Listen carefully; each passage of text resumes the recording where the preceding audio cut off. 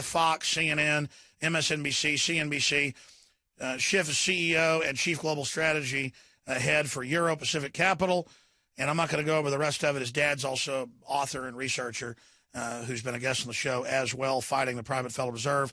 Europac.net is the Euro Pacific Capital's main site, Europac.net. I want to get into 2015, what he sees coming up, the budget war looming for Obama and the GOP, what's going to happen as the Obamacare fines start to kick in this year. What does he see happening with China and its growth numbers and Japan? How will that affect us? What does he think's going on with oil? Clearly, Saudi Arabia and others are cutting production in a war with Russia, but won't that hurt Europe and then hurt Japan and hurt China and ultimately us? Sure, it'll boost the dollar for the time being.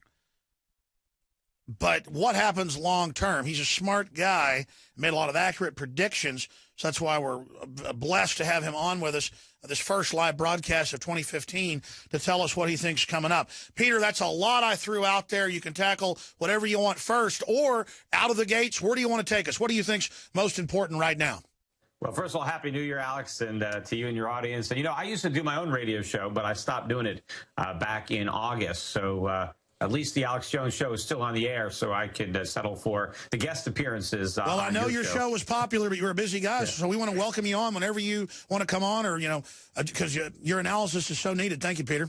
Yeah, but there's so much to discuss. I mean, you hit on a lot of topics there in the introduction, so I don't know necessarily where to stop. But just to say that I think as we ring in this new year, I think that there is a bigger disconnect right now between what people expect to happen, particularly in Wall Street, people that manage other people's money and economists. You know, I think there's a bigger disconnect now between what people expect to happen and what is going to happen than anything I've seen, I think, in my career, which is saying a lot because it certainly includes the dot-com bubble that burst in 2000 and the real estate bubble that burst and ushered in the financial crisis. I think people are more clueless today with respect to the true state of the U.S. economy and what is lying right around the corner than they were in 1999, in January 2000, rather, or January 2008.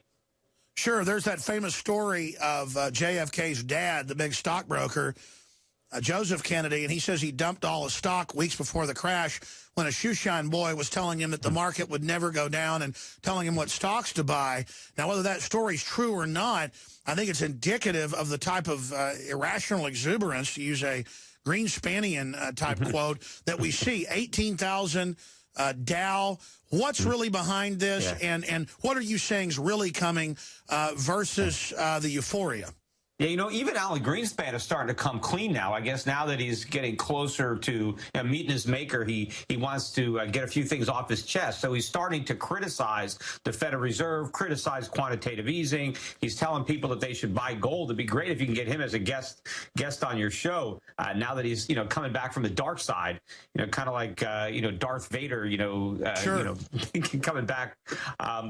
But I think that the real disconnect here is that people actually believe that what the Fed has created is a legitimate economic recovery, and that because we have this real recovery, that the Fed no longer has to support the economy with quantitative easing or 0% interest rates, that we can normalize everything, no harm, no foul, and the U.S. economy is going to continue to grow. The reality is this is the Fed's biggest bubble ever, and I think it's ultimately going to be their swan song because it may well be the last bubble. This could be the bubble that finally breaks the dollar despite its recent rally and breaks the Fed and the confidence, the misplaced confidence that people have in the Fed, because they cannot end QE, they cannot raise interest rates without bringing on a financial crisis worse than the one that they caused in 2008. And I think for that reason, they will not do that. I think they are ready to queue up and launch QE4 to keep the economy from relapsing back into recession in 2015. And I think that's going to be a game changer for the markets, for the dollar, for commodities, for gold.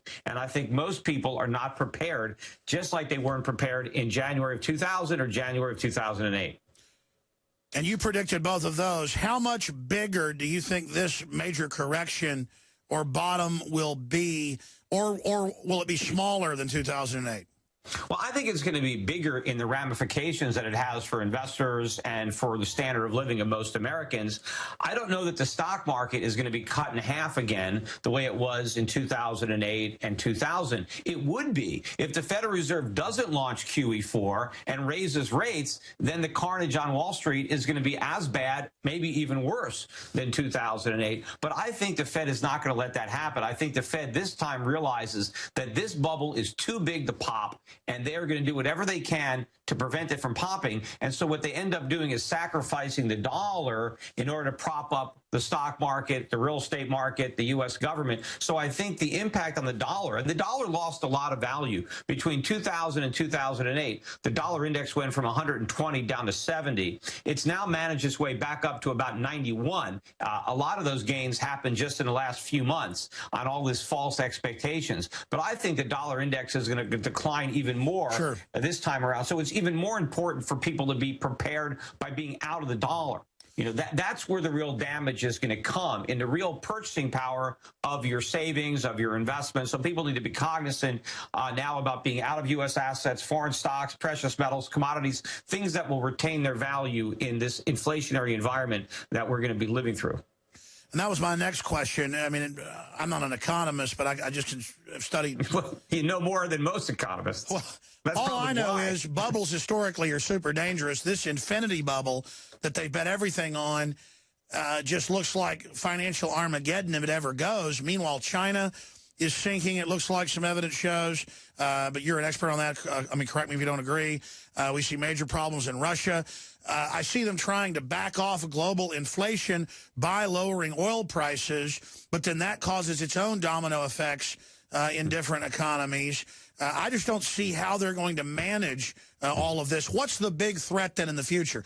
Is it inflation or is it deflation? Well, you know, when people talk about inflation, deflation, they're normally referring to consumer prices, not money supply or credit. And so if consumer prices were to come down, that's never a threat. That's always a good thing when the price of the things that you need to buy is, you know, less expensive, because nobody has an unlimited amount of money except maybe the central bankers. And so as prices come down, we can have a higher standard of living because we can buy more stuff. Like oil prices have come down recently, so that means that gas is cheaper. That means products could be cheaper that require gasoline in the production process or the transportation process. But when central bankers are talking about deflation, they're trying to pretend that they're worried about falling consumer prices. That's not a concern. That's a good thing. What they're worried about is financial assets falling. They're worried about the stock markets coming down, the bond markets coming down, the real estate markets coming down, because they've been propping those markets up to sustain these bubble economies. And what they're also worried about is the inability of governments to repay their debt. And because politicians don't want to admit that they're broke and honestly default on their commitments, they need inflation to wipe out their liabilities.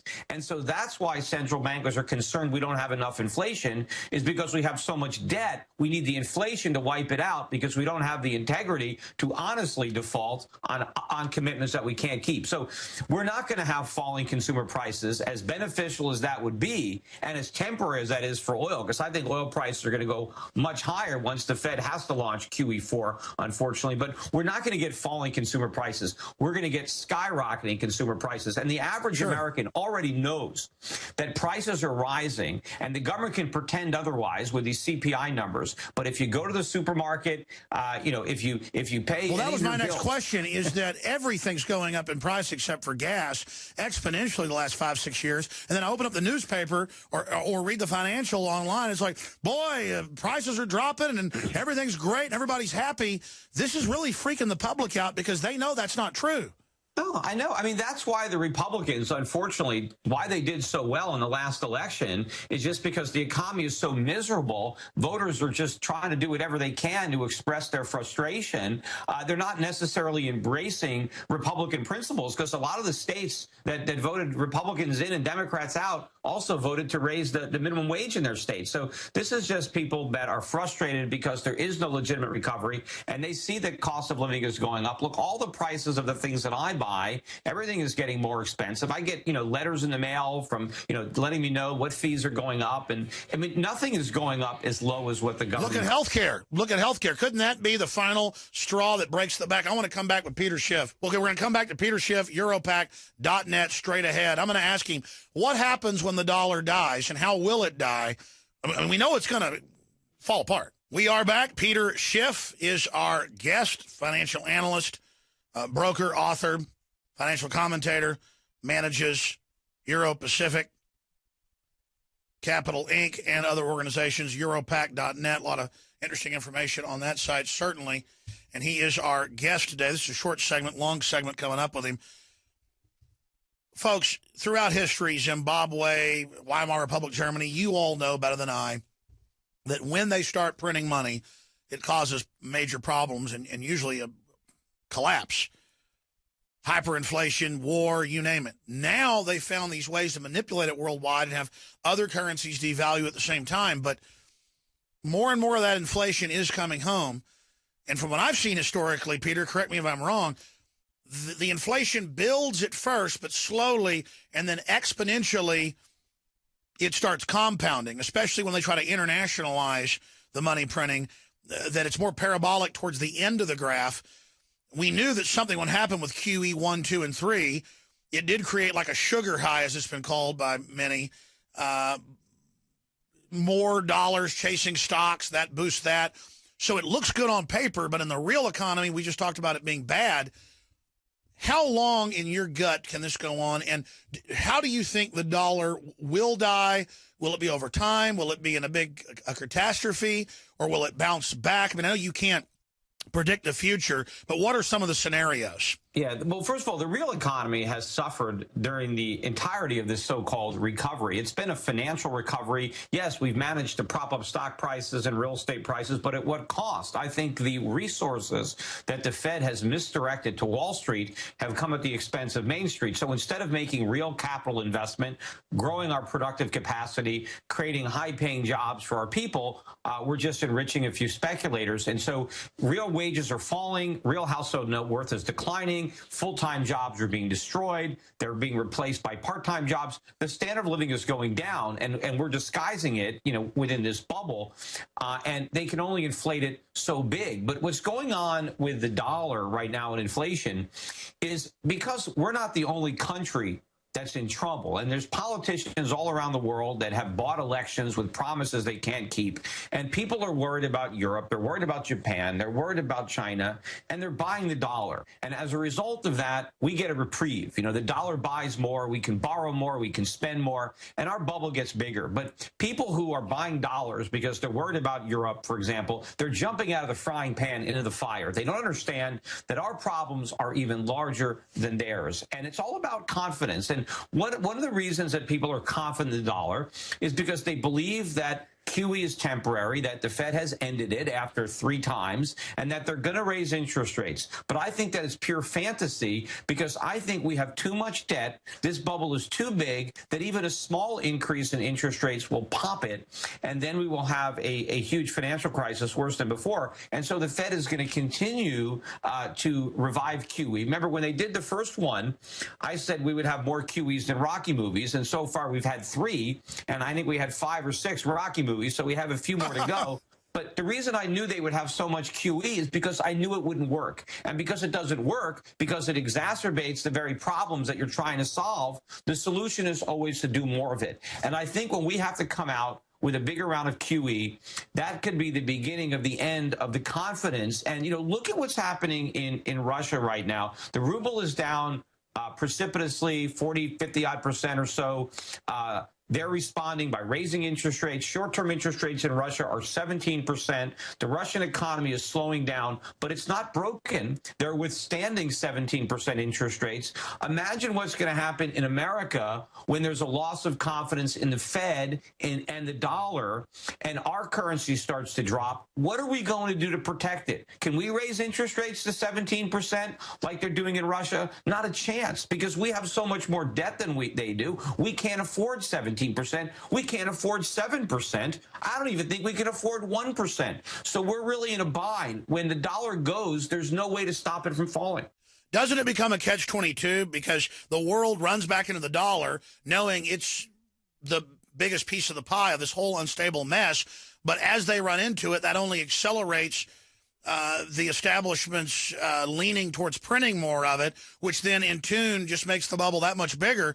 I mean, every bubble is popped. I mean, how big could it potentially get before it pops? It's already enormous. But, you know, as long as people want dollars, we can keep creating them. But what happens when they don't want them anymore? And we've created too many. Look, that's what happened with real estate. They kept building houses as people were buying them. But then when they didn't want them anymore, you had this huge supply of houses that nobody could afford, and the prices come down. Stay there. I want to come back and ask you how it unravels, what it looks like, and then other trends for 2015. Stay with us. Peter Schiff. All I want is prosperity and justice and to live in a free country.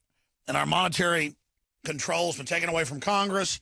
The private Federal Reserve's transferred it to other foreign interests. And they use our national faith and credit as a giant cash machine for speculators, as Peter Schiff was just saying. And I look at who's financing restrictions on guns and free speech. It's the very same group of Goldman Sachs, allied organizations that just want to take over the planet. Then they scapegoat capitalism for their crony capitalist system that they've set up. It's just amazing. We're going to talk to Peter Schiff, and I'm going to try to give him the floor about what he thinks coming in 2015, other big issues, Obamacare. What is that going to do to the economy? People are scared to hire. They're cutting people back from full-time to part-time. Folks are seeing their payroll taxes go up. We'll talk about that with Peter Schiff from Europac.net. Doesn't need any introduction to this audience or pretty much any other audience. One of the most popular and accurate analysts out there. Before we go any further, though, we created InfoWarsLife.com to bring you the best missing link products that no one had developed or that we could develop better. Things like oxy powder that has time-release oxygen in the upper and lower intestine. And, well, you know, John Wayne, when he died, had like 45 pounds of undigested food in him. This blows all that out unlike anything you've seen. We have the Resolution Pack, the biggest discount ever on InfoWarsLife.com products. We're only running this for another week and a half. It is a bottle of oxy powder, Secret 12, proprietary vitamin B12, and super male or super female vitality to help supercharge you in your weight loss and exercise this year. Believe me, this stuff works together in synergy. InfoWarsLife.com or 888-253-3139. And your purchase does help fund our media operation. We don't get stimulus money like MSNBC or $450 million like NPR to put out all their propaganda. We simply sell high-quality nutraceuticals at InfoWarsLife.com. InfoWarsStore.com has all of the Made in America apparel lines, pro-Second Amendment books, films, high-quality water filtration systems, hundreds and hundreds of great products that I personally use, survival stoves, Made in America, pro-gun belt buckles, silver coins, the whole 9 yards. InfoWarsStore.com or 888-253-3139. And again, I want to thank you all in the new year for being patrons of InfoWarsStore.com and spreading the word about the broadcast. You are the power of this transmission. Okay, Peter, specifically other areas of the economy, Obamacare, what to look for next year, what you personally are telling all the folks whose wealth you manage. What are other big issues we face? And then finishing up, maybe now, specifically, what could trigger the dollar dying? What would it look like? What are some of the scenarios? How bad would it be? Would inflation suddenly just explode, or what would that look like? Well, I think I was talking about it a little bit before the break. But, you know, once it changes, it does change very rapidly, because when the confidence is lost in the currency, and we've been printing a lot of dollars because people have wanted dollars, but they wanted them because they didn't understand the fundamentals. When they figure it out, they're not going to want them anymore. Meanwhile, we have an enormous supply. We have all this debt outstanding, and the Federal Reserve has been buying a lot of it, but there has been private demand for that debt as well. But when that private demand is gone, the Federal Reserve is not going to start contracting the money supply. They're not going to start, reducing the amount of money out there because nobody wants dollars anymore. It's going to be the opposite. As people don't want to buy U.S. Treasuries or dollar-denominated mortgages, the Fed is just going to print even more money to buy the bonds that nobody wants. But now you're increasing the supply of dollars just as demand for those dollars is going up, and then the velocity really picks up because anybody who has a dollar wants to get rid of it as quickly as possible before it loses value, because nobody wants to be left holding the bag. So I think once it accelerates, it's not just like a snowball rolling down a hill where it just gets bigger gradually. All of a sudden, I think, you get a lot of snow very, very quickly, and you can get crushed. So I think people have to prepare way in advance, before that snowball, becomes a boulder, while they can still do something about it. But there are a lot of warning signs. I mean, you look at the price of oil coming down, and we can all be happy. Hey, this is great. I can go and I can get some gasoline cheaper. But I think this is just an example of what's going to happen in asset markets without the help of the Fed. Because it's not just oil prices that were pushed up by cheap money. Stock prices, real estate prices, bond market. What's going to happen when all the markets look like the oil market? What's going to happen when they all come crashing down like they did in 2008? So, you can be happy now, but you have to understand the reason that oil prices are coming down is not good as far as what's going to happen to the economy in the short run. And it didn't stop the big drop in oil prices in 2008, didn't stop the Great Recession. It didn't stop the financial crisis. We still had it, even though we had the relief of cheaper gas. So I think without the Fed doing another round of QE, we're going to see that kind of carnage in these other asset markets. And, I think this whole recovery, because remember, the recovery that the Fed built is based on asset bubbles. That's the foundation of this financial recovery, is stock prices going up and real estate prices going up. But this is not benefiting the average American. The average American doesn't own stocks anymore. That's why CNBC's ratings just hit a new record low in 2014, despite the fact that the stock market is going up. And home ownership rates just hit a new 20-year low, despite the fact that real estate prices are going up, because the average American can't buy a house, even with the lowest mortgage rates ever and 3% down payments. They're still too broke. And so most Americans now, or more Americans, are renting. And so the wealth is only being, distributed to a very small fraction of the population. What concerns me most, Peter, is that now we see the paramilitary armored vehicles, the training, the riot training, proliferating everywhere. And it was easy for me to say 6-7 years ago, this is in preparation for economic collapse. But now the Pentagon and others admit that's what it's for. And they're using other events as a pretext to kind of condition the public. But when the government itself is hardening its facilities and storing food and weapons and saying, well, we're afraid of economic disasters, that shows that they understand they're not in control of this. And if other governments in history didn't have the computers to manipulate things, maybe I'm wrong. Maybe they can keep the bubble going forever, but that itself is unnatural. I mean, what goes up must come down, especially when it's not based on reality. And you've got China with its issues, its growth not as big as they thought. You've got Russia. You've got Japan with all its problems. It just seems like the United States, even though we have the world reserve currency, can't be isolated forever. And you add government getting prepared feverishly. Well, yeah. And I think because the dollar is the world's reserve currency, we've been spared from suffering the full consequences of our own profligacy. And that's what can't go on forever. And I think one of the burdens that the global economy is bearing right now is supporting the United States. We just had our trade deficit last week, and we had our biggest deficit ever in manufactured goods. So that means the rest of the world has to manufacture goods that we consume, but we can't afford to pay for. There is a big cost to supporting 300 million Americans who collectively are no longer very productive because we're involved in all this service sector employment. And so many Americans don't even work anymore. I mean, you mentioned that, the shrinking labor force participation. One of the reasons, the primary reason that the unemployment rate has come down is because, one, so many people have left the labor force. They've just thrown in the towel, so they're no longer counted as unemployed. But a lot of people have had to accept part-time jobs in lieu of full-time jobs. And so they're not counted counted as being unemployed either, but they're underemployed. And in fact, if you look at the people who are getting jobs, the net jobs are going to people who are in their 50s and 60s. Labor force participation among 60 and 70-year-olds is rising sharply. And for 20 and 30-year-olds, it's collapsing to record lows. You've got older people who don't want to work, who are being forced into part-time employment in order to pay the electric bills.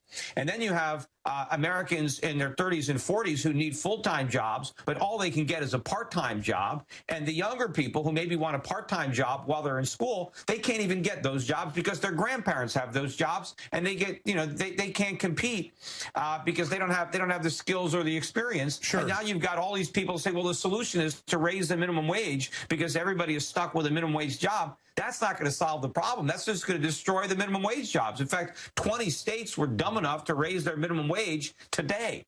And so that's going to make it that much more expensive for businesses to hire people in those states. And so there's going to be more people who lose their job. I was about to say, explain to people why a minimum wage is a bad idea and never works. Well, because you cannot dictate productivity, right? The government can set a price, but they can't force anybody to pay that price. So when it comes to labor, if the government wants to say, well, you've got to pay somebody $10 an hour or you can't hire them, well, if that person doesn't deliver $10 of productivity, then no employer is going to hire them.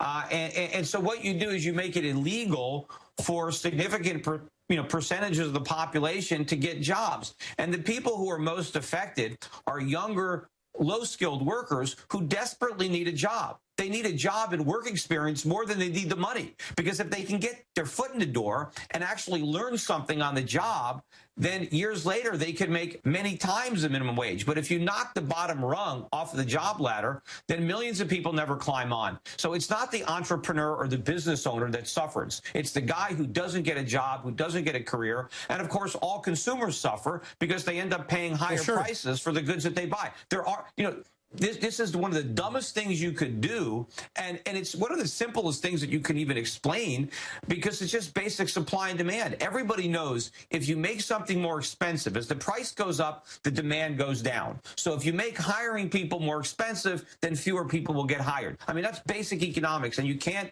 get around that any more than you can get around the laws of gravity. Well, that takes me to my next point. Your dad, best-selling author, writing about the Federal Reserve, writing about the IRS from a conspiratorial angle. Look at how it's been proven the IRS is persecuting people politically who are libertarian, Christian, or conservative. You have always taken the approach of, it's just corrupt forces, but, there's not really a centralized conspiracy. But from the Cloward and Piven liberal socialist perspective, they knew NAFTA and GATT weren't really free trade and would actually get rid of our jobs. They know Obamacare will make tens of millions of people be kicked off full-time to part-time. They know raising payroll taxes will push people into poverty and just make them go on welfare. They know, as you said, 2 + 2, supply and demand. We know what this does. So the social engineers, I'm not saying it's one monolith, but they really do want us domesticated. They want us dependent. They want us a service economy. Well, the government always wants to create dependencies so that way they can count on your support. When people are bankrupted and the government promises a handout, that's what Harry Brown used to always say, that the government is great at breaking your leg and then handing you a crutch and then saying, see, without me, you couldn't walk. This is the strategy of government. But government destroys every industry that they infect. So it is a conspiracy, though. Well, not necessarily a conspiracy. People are just acting in their own self-interest. Politicians want power. And since, unfortunately, it's a democracy and not a republic, the power is where the votes are. And so they need to count on votes. And this is what they do. Like, look at education. The government got involved in education. And what is the consequence? Look at colleges. The value of a college degree has collapsed, but the price of getting one has skyrocketed. And so now, because of government, we have kids 23, 24, 25 finishing a 4-year degree. It now takes 5 or 6 years to get a 4-year degree. You graduate, you got $50,000 to $100,000 worth of debt, and you know nothing. You majored in some Mickey Mouse liberal arts, discipline, and so you learn nothing valuable. You have no marketable skills, and because everybody and their brother has the same worthless degree as you, it means nothing to employers. I was about to say, apprenticing. I mean, in the old days, people would go worldwide and be an apprentice for a year or two, proving how hard they would work to then get a good-paying or high-paying job with that company, and many times the head of the firms, whether it was a factory, a law firm, brokerage, 100 other professions. Carpentry was whoever was the smartest and hardest working. Lawyers didn't used to go to law school. No. They went and apprenticed with another lawyer and then sat in front of the bar. So they've gotten rid of that completely. I mean, interns. Alex, you try to get interns and even pay them, they won't do any work. Carnegie, Mellon, Rockefeller, billionaires never went to college, never went to high school. Some didn't even graduate elementary school. It used to be very rare in America to go to college. If you wanted to be a doctor, maybe you go to college, but most people didn't go to college, and they were able to be very successful, whether they had a blue-collar career or ended up being the head of a Fortune 500 company, working their way from the mailroom to the boardroom. They didn't start in the mailroom with a college degree. They just worked hard, and they worked out of that mailroom. But now you can't even get into the mailroom probably without a college degree, and even then it's probably hard. But I did this video. I don't know if you ever saw it. It's on YouTube. I did it when I was at the New Orleans conference a couple of years ago. And if you go on YouTube and you type in my name, Peter Schiff College, you can see this 5 or 6 minute video where I'm walking around Bourbon Street and I'm interviewing all the the bartenders and the pedicab drivers and the barkers at the strip clubs, and I'm asking them if they went to college, what their major was, how much student loans they have, and just about everybody I talked to was a college grad doing menial jobs. And this is the reality, and thank the government for this. This is why they have created this bubble in education, in college degrees, just like they created a bubble in housing. We have a bubble, in the dollar, in the bond market. All this thing collapses. I mean, it's collapsing now in education because you got all these young kids who are now too broke. They left home to go to college, and now they're right back in home in the same bedroom that they grew up in because they're too broke to move out of the house. Even if they get a job, they can't make their student loan payments, and there's no good jobs available because the government has destroyed the economy. Exactly, and now the answer is more education, more debt, when all you learn is a bunch of political correct garbage. But that was the point I was getting at, is that you used to go to work in companies, and the college was learning how that company worked and how it operated, and then if you performed, then you would move up. But more and more, people with college degrees, you name it, they don't want to work. In fact, they think and so it's not just the elite here. We become a nation of TV heads, Peter, and I'm really worried about this country. But what you even do at college, very little of what you study has any relevance to any job that you might be able to get once you graduate. And most people, college is just a 5 or 6 year excuse to have a party.